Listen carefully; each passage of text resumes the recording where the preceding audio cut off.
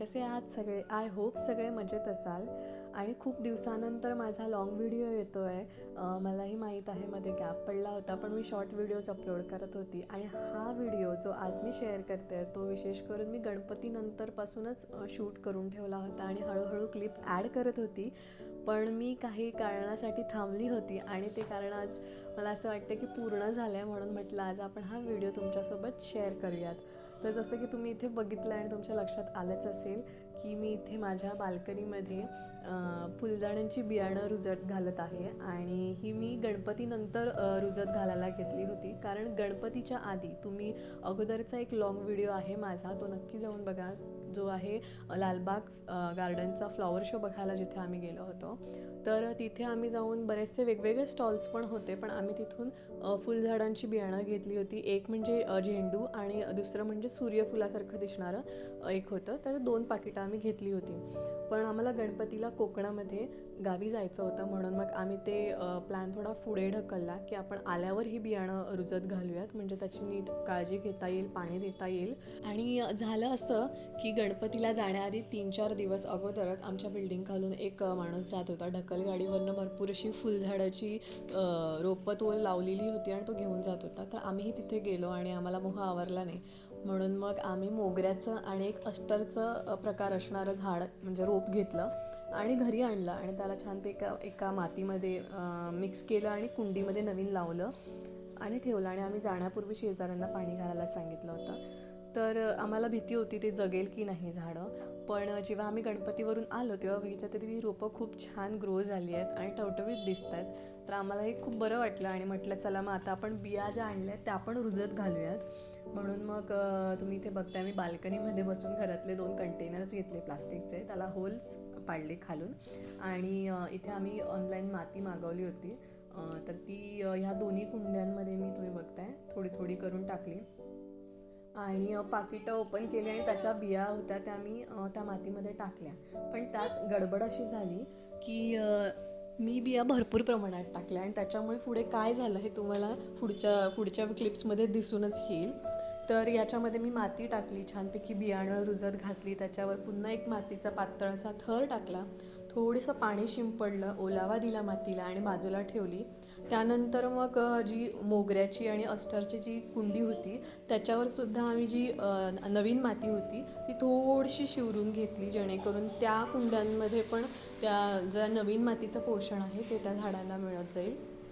त्याच्यानंतर मग त्या मोगऱ्याच्या झाडालाही घातलं आणि त्याआधी मी त्या अस्तरच्या झाडाला पण थोडीशी माती घातली होती वरून. आणि तुम्ही मोगऱ्याच्या झाडाला बघितलं, छान कळ्या आल्या होत्या, भरपूर फुलं मिळाली आहेत आम्हाला मोगऱ्याची आणि अस्तरची. आणि आम्ही ती देवाला पण घातली होती, आम्ही स्वतः घरामध्ये मस्तपैकी काढायचं पण. तर त्या झाडांना आम्हाला भरपूर फुलं मिळाली. पण कालांतराने मग अस्तरचं झाड का होईना पण ते आपोआप हळूहळू थोडंसं सुकायला लागलं होतं.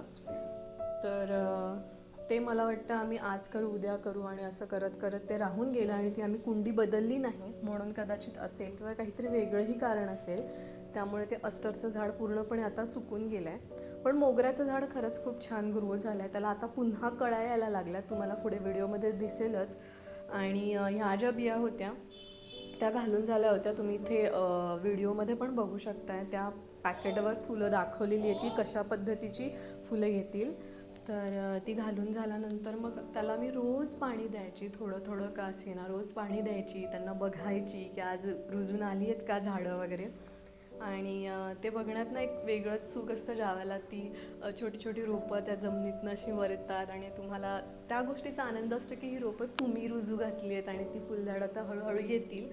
पण ज्या वेळेला ती रोपं वरती यायला लागली त्यावेळेला आमच्या असं लक्षात आलं की जी मी बिया भरपूर प्रमाणात मातीमध्ये घातली होती त्याच्यामुळे ती भरपूर प्रमाणात आली आहेत. आणि एका पॉईंटनंतर मग त्या सगळ्या रोपांची जी ग्रोथ आहे ती थांबली होती. बरेच दिवस ती झाडं काही जास्त प्रमाणात वाढली नाहीत, म्हणून मग आमच्या नंतर लक्षात आलं की ह्या झाडांना ती माती आणि ती जागा कमी पडते पाळंमुळं पसरण्यासाठी, म्हणून मग आम्हाला त्यातली काही रोपं ही दोन्ही कुंड्यांमधनं काढून टाकावी लागली. आणि मग पुन्हा जेव्हा पाणी द्यायला लागलं तेव्हा काही दिवसात आम्हाला त्या झाडांची ग्रोथ दिसायला लागली आणि आमचा जीव भांड्यात पडला. तर थोड्या दिवसांनी पुन्हा सेम झालं की त्याची ग्रोथ एका पॉईंटला येऊन थांबली आणि पुन्हा ती झाडं ग्रो व्हायची थांबली होती. तर त्यावेळेला लक्षात आलं की ही झाडं पण अजूनही भरपूर प्रमाणात आहेत एका कुंडीमध्ये. तर आम्हाला मग अजून काढावी लागली. आम्ही 5 ते 6 अशी एका कुंडीमध्ये दोन्ही प्रकारची रोपं ठेवली होती प्रत्येकी एका कुंडीमध्ये. आणि तेव्हा ती पुन्हा वाढलीत आणि जेव्हा ती बऱ्यापैकी वाढली तेव्हा आमच्या लक्षात आलं की याला अजून फुलं का नाही येत आहेत. तर तेव्हा लक्षात आलं की त्यांची ग्रोथ पुन्हा थांबली. म्हणून मग आम्ही मोठ्या कुंड्या विकत आणल्या, त्याच्यामध्ये पुन्हा नवीन माती भरली, त्या सगळ्या कुंड्यामधनं ती रोपं काढली आणि नवीन कुंड्यांमध्ये लावली. आणि ती 5-6 जी रोपं प्रत्येकी एका कुंडीमध्ये होती ती आता 2 ते 3 अशा प्रमाणात आम्ही लावली, जेणेकरून त्यांना भरपूर जागा मिळावी आणि व्यवस्थित ती वाढावीत. त्यामुळे मग नंतर ती जेव्हा आम्ही नवीन कुंडीमध्ये टाकली आणि त्यांना पाणी दिलं भरपूर व्यवस्थित, रोजच्या रोज सूर्यप्रकाश मिळाला, तशी ती पुन्हा वाढायला लागली. आणि तुम्हाला व्हिडिओमध्ये पण दिसेलच नंतर की ती भरपूर उंच झाली होती. त्याला नंतर हळूहळू कळ्या यायला लागल्या होत्या आणि त्या कळ्या बघून ना इतका आनंद झाला. म्हणजे इतके दिवस, इतके महिने जे आम्ही वाट बघत होतो ते फायनली आम्हाला बघायला मिळणार आहे, असं म्हणजे तो आनंद वेगळाच आहे. आणि म्हणून मग हा व्हिडिओ म्हटलं तुमच्यासोबत शेअर करायलाच हवा. आणि ह्या क्लिपमध्ये तर तुम्ही बघू शकताय की हे तर मोगऱ्याचं झाड आहे आणि ह्याला पण थोड्या छोट्या कळ्या आता पुन्हा यायला लागल्या आहेत. आणि ही जी 2 झाडं आहेत, हे आहे गोंड्याचं आणि ह्याला पण तुम्ही कळा एक दिसतोय छानपैकी असा टकटकीत, तर तो आता लवकरच फुलणार होता. आणि हे आहे सूर्यफुलासारखं दिसणारं झाड, की हे सूर्यफुलच आहे मला नाही माहिती, पण हे माझ्या अपेक्षेपेक्षा खूप जास्त उंच वाढलं आहे. मला असं वाटलेलं की लहानसं रोप असेल आणि त्याला छोटी छोटी फुलं येतील, पण आता कळा बघून असं वाटतंय की म्हणजे की हे खूप मोठं फुलेल. तर मी याची खूप आतुरतेने वाट बघते. फुललेली झाडं आहेत ती तुम्हाला मी आता दाखवेनच पुढे. पण तुम्ही जर अजूनही चॅनलला सबस्क्राईब केलं नसेल तर नक्की जाऊन सबस्क्राईब करा. आणि व्हिडिओ जर आत्तापर्यंत तुम्ही शेवटपर्यंत पाहिला आहेत तर या व्हिडिओला लाईक करा, शेअर करा आणि कमेंट करा. आणि माझ्या या जर्नीमध्ये माझ्यासोबत राहा. मी असेच वेगवेगळे विषयांवर वेगवेगळे व्हिडिओज घेऊन येत राहीन. आणि इथे तुम्ही बघताय त्याच्यामध्ये असे काळे काळे असे बिया आणि सगळं दिसतंय छानपैकी. तर खूप छान वाटलं होतं मला जेव्हा मी अशा कळा बघितल्या आणि मला असं वाटलं की फायनली आपण इतकी मेहनत जे घेतली